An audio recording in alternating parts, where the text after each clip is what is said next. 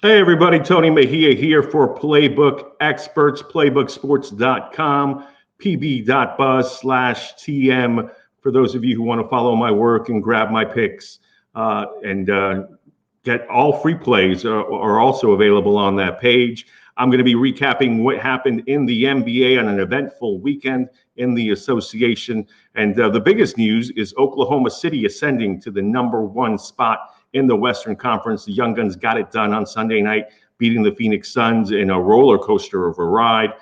They were able to take advantage of Devin Booker not being in the lineup due to an ankle injury. More on that in a little bit. Blew a huge lead in the second half, actually fell behind by as many as 6 points in the fourth quarter before Shaigilgeousalexander brought them back. And the Thunder actually covered in winning, giving the giving the Suns consecutive losses after they fell to the Rockets on Saturday night. And that was another tough break for Phoenix in that late in that game against the Houston Rockets on Saturday.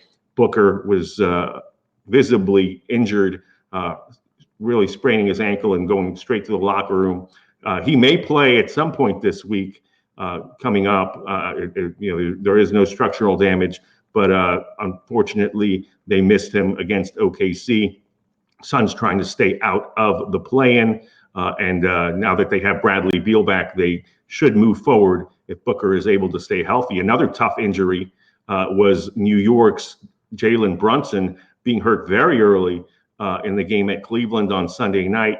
It is being labeled as a knee contusion, so the Knicks dodged a bullet there, given all of their injuries. Tom Thibodeau says he could play as early as Tuesday, but they're going to take the cautious approach and actually picked up a huge victory without Brunson, thanks to Dante DiVincenzo and Josh Hart continuing their tremendous play for the banged-up Knicks. New York won in Cleveland and notching an upset despite their leader going out so early. Cavs were without Donovan Mitchell and Karis LeVert due to injuries, and they should be back as well this week. Those are not expected to linger. Milwaukee continues, though, to benefit from the fact that they're playing their best basketball of the season while Cleveland flounders. So look for the Bucks to surpass the Cavs, especially if Mitchell and LeVert don't come back. In the Southeast, the Heat were able to beat the Jazz after losing the final game of their road trip in Denver. And so now we have the Heat and Magic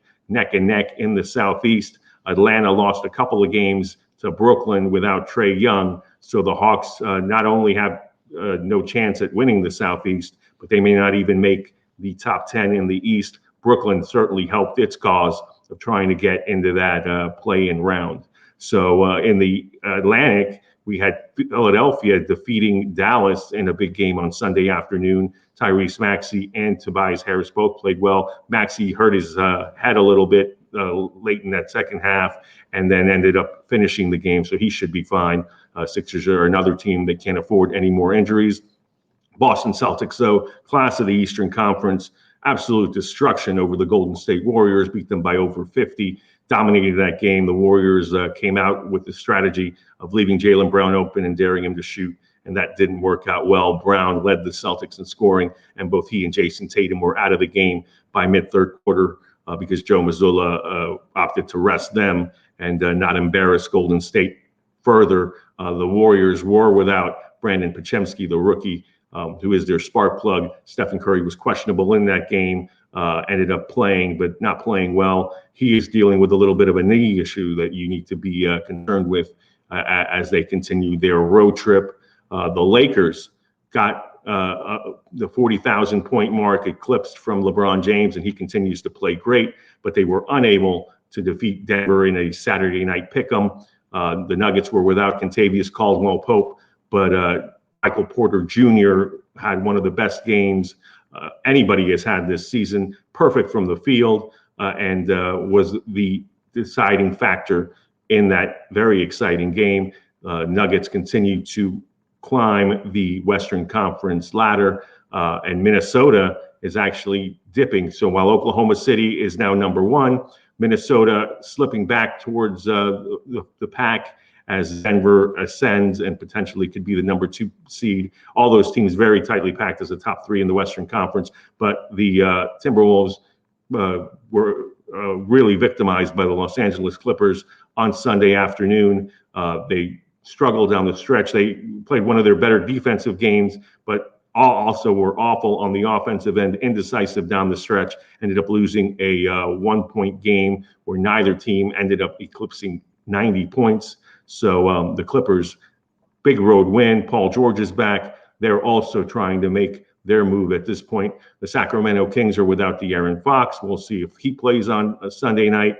And so the West is still loaded, obviously. Dallas going in the wrong direction. I mentioned they lost to Philly despite another Luka Doncic triple-double.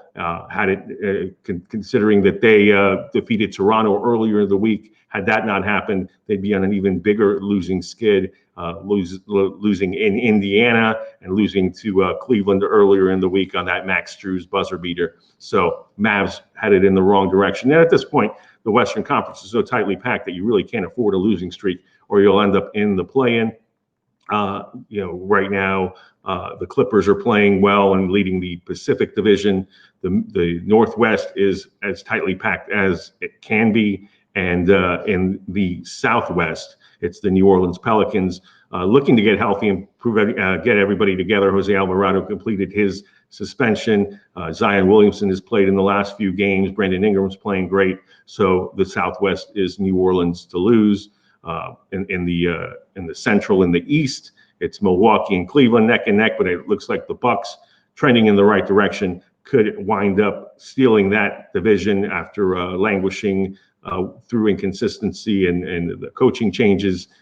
They're coming up on the right side of things and looking like potentially the number 2 seed in the Eastern Conference behind the Boston Celtics. So finally, the free pick for Monday night, the Thunder back in action after their win in Phoenix.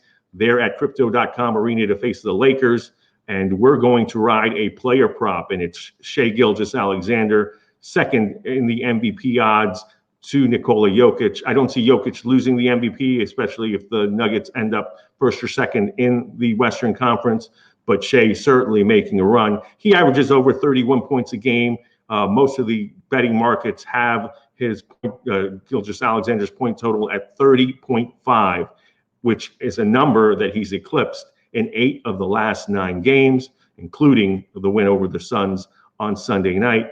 SGA typically scores 31 or more with the number at 30.5. Obviously, little room for error, but at the same time, this is something he regularly does. Doesn't matter if he gets guys involved early. Usually, by some point in the second half, he has a flurry, and certainly if a game is tight in the fourth quarter, he calls his own number. So this game against the Lakers, second night of a back-to-back, I think he'll be at his best. So we're going to ride the over on Shaigilgeous-Alexander points over 30.5 for Monday night's free play.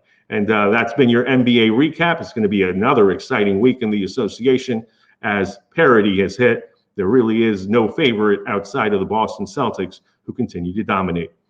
Again, you can see all of my work at pb.buzz/TM. Check out all the playbook experts at playbooksports.com. We're going to have another roundtable video on Friday. You can look forward to that. And every one of these weekdays, you can look forward to a recap video in both college basketball and the NBA. I'm Tony Mejia, wishing you a great week, and hope you'll join me tomorrow. Take care.